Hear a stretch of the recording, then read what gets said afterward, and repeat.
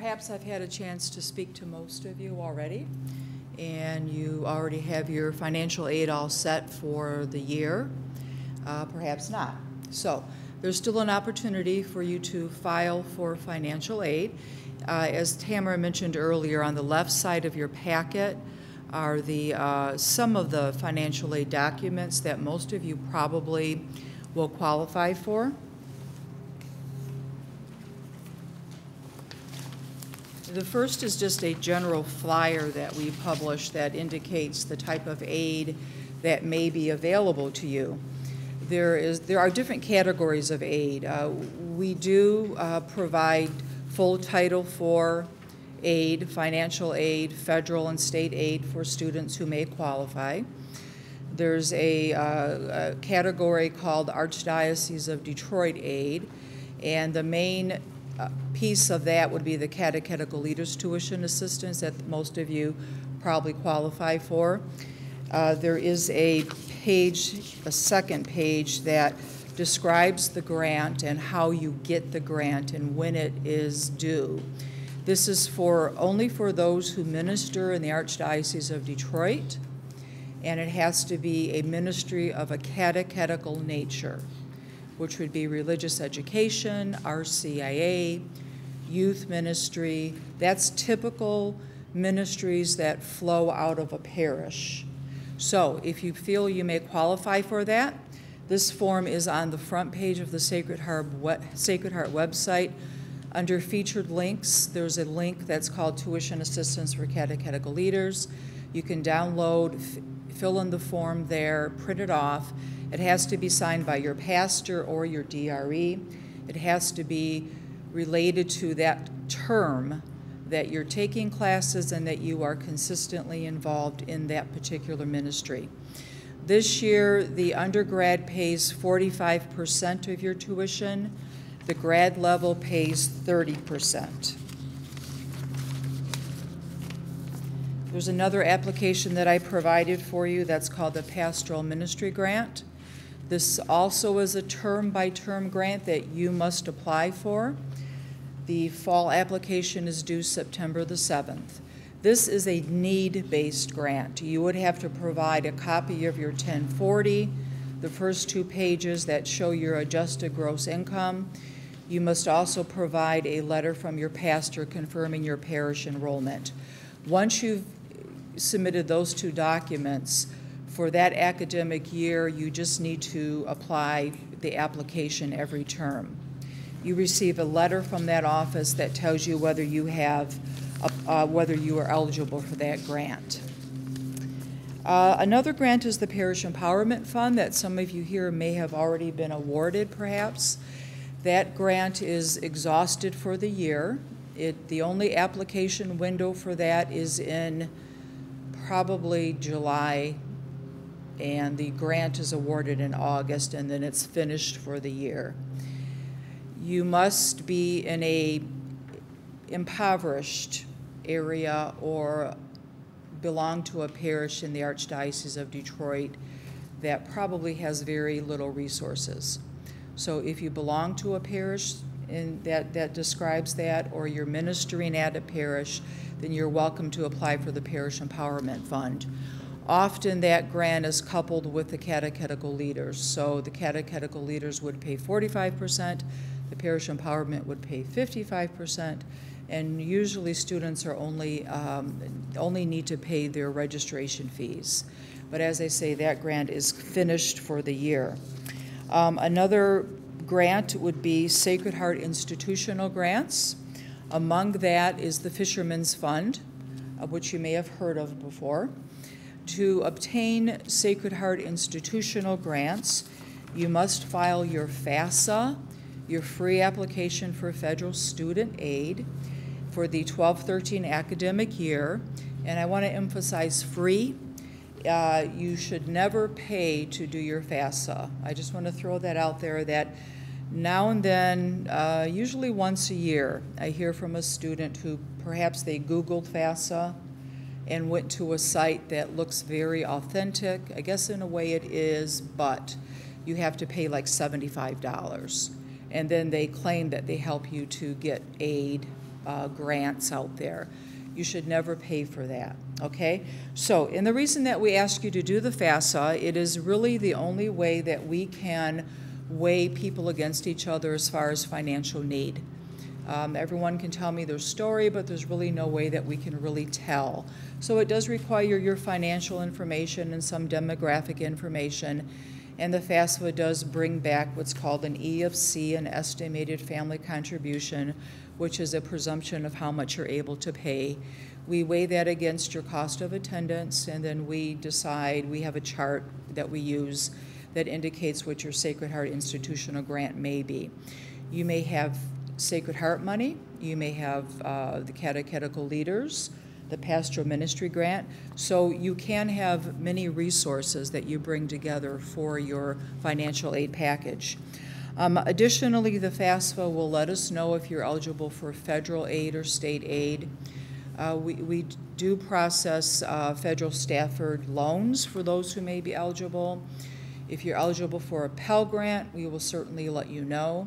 And there's also a state grant that you may be eligible for. That is only for the AB and philosophy program. The Pell Grant, of course, is a need-based grant, and the state grant is a need-based grant. So we are a full-blown financial aid office. If you ever have any questions about that, let me know.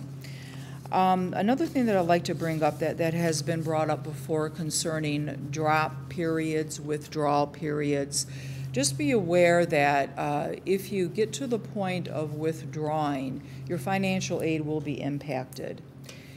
For instance, if you miss the drop period, which the drop period is 100% refund of tuition, but be aware if you drop, you still have to pay your fees each term. If you drop, then of course the aid is no issue. If you wait and withdraw at, let's say, the 60% mark, only 60% of your tuition is refunded, and then all your aid is removed. So you really owe 60% of your tuition. Okay, the aid does not apply anymore once you go through a withdrawal period. So if you're contemplating withdrawing, seriously think about that, or try to do it before you get to that point. Okay, often it's a shock to students that they owe any money or their financial aid is removed once they get to that period. But just take it very seriously. Talk to me if you're even thinking about it, and I can go over the ramifications of withdrawing and your financial aid. Jeanette Murrell, my job is financial aid counselor. Jeanette Murrell is the director. Jeanette, you may come in contact more with Jeanette concerning Stafford loans if you are taking out loans. The other aid, pretty much the rest of the financial aid piece I handle. So feel free to call me, email me. If you are waiting for a late award of the Fisherman's Fund, we've already done 2 awards. There's a 3rd late award coming for those of you who may have applied late or may want to still apply for it. Okay, so if you still think you may want the Fisherman's Fund, be sure you do your FAFSA and actually the Sacred Heart application, which was shown earlier under forms. There was a Sacred Heart application. And I do have the Fisherman's Fund application for anyone who may want to apply for that, okay? So I can ask you now and hand it to you, or I can leave them here, however you want to handle that. So does anyone think they might be interested who may have not applied or? Okay, very good. I'll still leave these forms and my card's probably on the back table for you to take. And does anyone have any questions? Kathy, yes. Just a quick question. Yeah, hi, Regis. How you doing? Good. At the end of the year,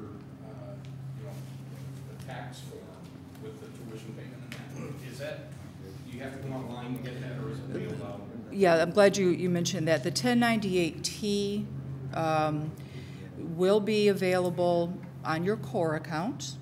You should, and I'm glad you brought that up too again, because on core, there is once you log into core, there's a billing / financial aid tab.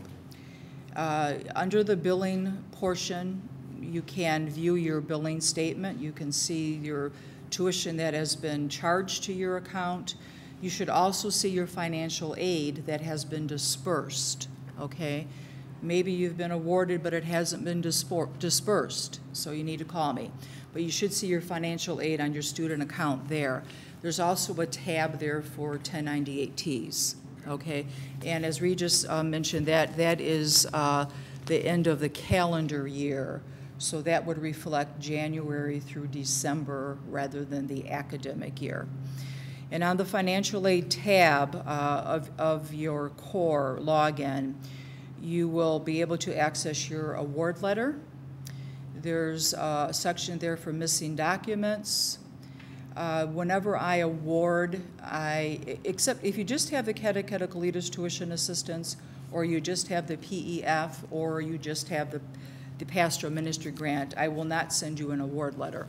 I award you based on your Sacred Heart institutional aid and any combination of the others and or federal aid. So once I've processed an award letter for a student, I send you an email to let you know that it's available. I give you instruction on how to log in and how to look at and accept your aid. Then once you bring up your award letter, I tell you that there's a link that you click on that will allow you to accept, decline, or change your aid online. Once you've done that, I receive an email notification so I know what your intentions are. Okay, so it's made easy. Now, for some of those who have just been admitted, I would have mailed your award letter to you because you don't have a login access yet. Okay, but you can, once you are able to log in, you can view your financial aid, and if you want to accept it online, feel free to do that. But that is the way that we function now. Award letters are done via email, via core, and you can pretty much do everything you need to do that way, including when you log into your student account, you can pay PayPal. You know, you can pay your fees, you can pay your tuition balance. If you view your statement and you see that all your aid is applied that you expected, then you can pay right online. Okay? All right. I think that's about it. And STL, yeah, you don't have to worry about financial aid, right? Okay, yes. I have a question. I did all my financial aid stuff. Okay. And everything's been covered. But I have like a small amount that hasn't been used. Does that roll over like to the next year? Yeah, well, that's a good question. Whenever we process financial aid, we ask you to fill out a Sacred Heart application, and you tell me what program you're in, the number of credit hours that you plan to take. At some point, especially early in the process in June, I have to estimate the aid. I have to guess based on what you told me. Quite often, that's not what happens. So students may decide to take less credit hours or more. So in the case that you've taken less, my aid was based on your cost of attendance, which maybe it included 8 credits instead of the 4 that a student enrolled for. Yes, credit balance sometimes do occur. With the institutional aid, as long as it's not a huge balance, I'll let it roll over. Sometimes I'll call you and say, what's happening here, you know. I will allow it to roll over into Term 2 to be used in Term 2. Once we reach the end of Term 2, I become concerned and I may call you and say, perhaps another student can use this money if you don't need it.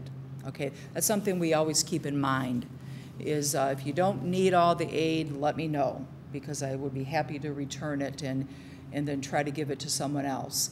Now, with other types of credit balance that are created as a result of excess aid, perhaps all your institutional aid and AOD aid has been applied, and you also have the Pell Grant, or you also requested a loan. The Pell Grant, the Michigan Tuition Grant, and federal staffer loans are refundable back to the student. Okay, if once all tuition has been satisfied and you have a credit balance that has been created as a result of federal or state money, then we will refund you, okay? And that can happen, which is a happy thing for students with a Pell Grant, because then they have money in their pocket to buy books or for transportation, but it depends on whether you qualify for that or not. And if you're in a degree program and you're earning your first undergrad degree and you probably have a very low EFC, chances are you'll qualify for Pell. But whenever we combine all aid together and we make sure that you're still within your federal budget, and if there's an excess, then that will come back to the student. Okay? All right, any other questions for anyone? Okay, thank you. And I'll leave my cards on the back in the Fisherman's Fund application. It's a two-part. There's an application and a pledge agreement. And I'll leave this here for you. I would suggest that you get on this immediately. Probably in a couple of weeks, I'll gather applications once again for the third time and try to do some more late awards of the Fisherman's Fund. Okay? All right, God bless.